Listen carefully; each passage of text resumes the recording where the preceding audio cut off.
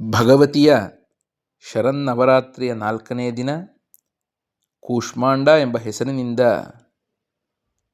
ಉಪಾಸನೆಯನ್ನು ಮಾಡಲಾಗುತ್ತೆ. ಸುರಾ ಸಂಪೂರ್ಣ ಕಲಶಂ ರುಧಿರಾಪ್ಲುತಮೇವ ಚ ದಧಾನ ಹಸ್ತಪದ್ಮಾಭ್ಯಾಂ ಕೂಷ್ಮಾಂಡ ಶುಭದಾಸ್ತು ಮೇ. ಜಗನ್ಮಾತೆಯ 4ನೇ ಸ್ವರೂಪದ ಹೆಸರು ಕೂಷ್ಮಾಂಡ ಎಂದಾಗಿದೆ. ತನ್ನ ಮಂದ ಮಧುರ ನಗುವಿನಿಂದ ಅಂಡ ಅರ್ಥಾತ್ ಈ ಬ್ರಹ್ಮಾಂಡವನ್ನು ಉತ್ಪನ್ನವಾಗಿಸುವ ಕಾರಣ ಇವಳನ್ನು ಕೂಷ್ಮಾಂಡ ಎಂದು ಕರೆಯುತ್ತಾರೆ. ಸೃಷ್ಟಿಯ ಅಸ್ತಿತ್ವವೇ ಇಲ್ಲದಿರುವಾಗ ಎಲ್ಲೆಡೆ ಅಂಧಕಾರವೇ ಪಸರಿಸಿತ್ತು. ಆಗ ಇದೇ ದೇವಿಯು ತನ್ನ ಈಶತ್ ಹಾಸ್ಯದಿಂದ ಶಕ್ತಿಯಿಂದ ಬ್ರಹ್ಮಾಂಡವನ್ನು ರಚಿಸಿದ್ದಳು. ಆದ್ದರಿಂದ ಇವಳೇ ಸೃಷ್ಟಿಯ ಆದಿಸ್ವರೂಪ, ಆದಿಶಕ್ತಿಯಾಗಿದ್ದಾಳೆ. ಇವಳಿಂದ ಮೊದಲು ಬ್ರಹ್ಮಾಂಡದ ಅಸ್ತಿತ್ವವೇ ಇರಲಿಲ್ಲ. ಹಾಗೂ ಇವಳೇ ಅನೇಕ ಕೋಟಿ ಬ್ರಹ್ಮಾಂಡಗಳ ಜನನಿಯೂ ಆಗಿದ್ದಾಳೆ. ಇವಳ ನಿವಾಸವು ಸೂರ್ಯಮಂಡಲದ ಒಳಗಿನ ಲೋಕದಲ್ಲಿ ಇದೆ. ಸೂರ್ಯಮಂಡಲದ ಮಧ್ಯ ಬಿಂದುವಿನಲ್ಲಿ ವಾಸ ಮಾಡುವ ಅರ್ಹತೆಯೇ ಶಕ್ತಿ ಕೇವಲ ಇವಳಲ್ಲಿ ಮಾತ್ರವೇ ಇರುವಂತಹದ್ದು.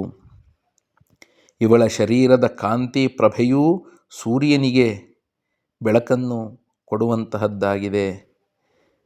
ಅವಳ ತೇಜಸ್ಸು ಬೇರೆ ಯಾವುದೇ ದೇವತೆಗಳಿಗೂ ಕೂಡ ಇರುವುದಿಲ್ಲ. ಇವಳ ತೇಜಸ್ಸು ಮತ್ತು ಪ್ರಕಾಶದಿಂದಲೇ ನವಗ್ರಹಗಳು, ನಕ್ಷತ್ರಗಳು, ಸಮಸ್ತ ಆಕಾಶಕಾಯಗಳು, ಸೂರ್ಯ ಚಂದ್ರರು ಕೂಡ ಪ್ರಕಾಶಿತವಾಗಿವೆ. ಬ್ರಹ್ಮಾಂಡದ ಎಲ್ಲ ವಸ್ತುಗಳಲ್ಲಿ, ಪ್ರಾಣಿಗಳಲ್ಲಿ ಇರುವ ತೇಜಸ್ಸು ಕೂಡ ಇವಳದೇ ಛಾಯೆಯಾಗಿದೆ. ಇವಳಿಗೆ 8 ಭುಜಗಳಿದ್ದು ಅಷ್ಟಭುಜಾದೇವಿ ಎಂದು ಖ್ಯಾತಳಾಗಿದ್ದಾಳೆ. ಇವಳ 7 ಕೈಗಳಲ್ಲಿ ಕ್ರಮವಾಗಿ ಕಮಂಡಲು, ಧನಸ್ಸು, ಬಾಣ, ಕಮಲ, ಅಮೃತ ತುಂಬಿದ ಕಲಶ, ಚಕ್ರ ಮತ್ತು ಗದೆ ಇವುಗಳು ಇವೆ. ಇವಳ ವಾಹನ ಸಿಂಹವಾಹಿನಿಯಾಗಿದ್ದಾಳೆ. ಸಂಸ್ಕೃತದಲ್ಲಿ ಕುಂಬಳಕಾಯಿಯನ್ನು ಕೂಷ್ಮಾಂಡ ಎಂದು ಕರೆಯುತ್ತಾರೆ. ಬಲಿಯಲ್ಲಿ ಕುಂಬಳಕಾಯಿಯ ಬಲಿಯೇ ಇವಳಿಗೆ ಸರ್ವಾಧಿಕ ಪ್ರಿಯವಾಗಿದೆ. ಈ ಕಾರಣದಿಂದಲೂ ಇವಳನ್ನು ಕೂಷ್ಮಾಂಡ ಎಂದು ಹೇಳುತ್ತಾರೆ. ನವರಾತ್ರಿಯ 4ನೇ ದಿನ ಕೂಷ್ಮಾಂಡಾದೇವಿಯ ಸ್ವರೂಪದ್ದೇ ಉಪಾಸನೆ ಮಾಡಲಾಗುತ್ತದೆ.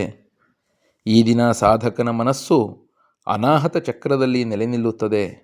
ಆದ್ದರಿಂದ ಅಂದು ಅವನು ಅತ್ಯಂತ ಪವಿತ್ರ ಮತ್ತು ಅಚಂಚಲ ಮನಸ್ಸಿನಿಂದ ಕೂಷ್ಮಾಂಡಾದೇವಿಯ ಸ್ವರೂಪವನ್ನು ಧ್ಯಾನದಲ್ಲಿ ಧರಿಸಿಕೊಂಡು ಪೂಜೆ ಉಪಾಸನೆಯ ಕಾರ್ಯದಲ್ಲಿ ತೊಡಗಬೇಕು.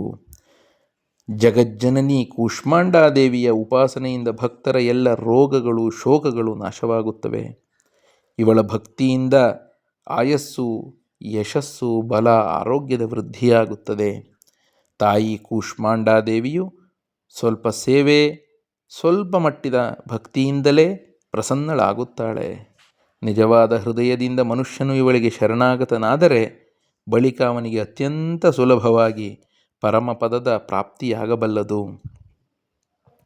ಶಾಸ್ತ್ರಗಳಲ್ಲಿ, ಪುರಾಣಗಳಲ್ಲಿ ವರ್ಣಿಸಿರುವ ವಿಧಿವಿಧಾನಕ್ಕನುಸಾರ ಜಗನ್ಮಾತೆ ದುರ್ಗೆಯ ಉಪಾಸನೆ ಮತ್ತು ಭಕ್ತಿಯ ಮಾರ್ಗದಲ್ಲಿ ಹಗಲು ರಾತ್ರಿ ಮುಂದುವರಿಯಬೇಕು.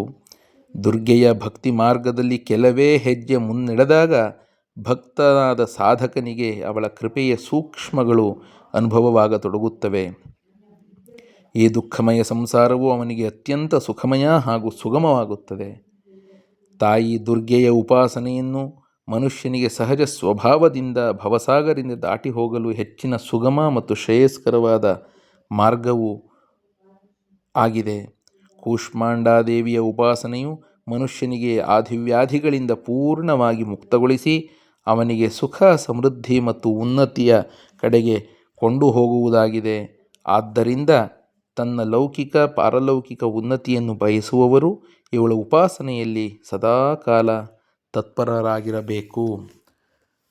ಶ್ರೀ ಜಗದಂಬಾರ್ಪಣಮಸ್ತು.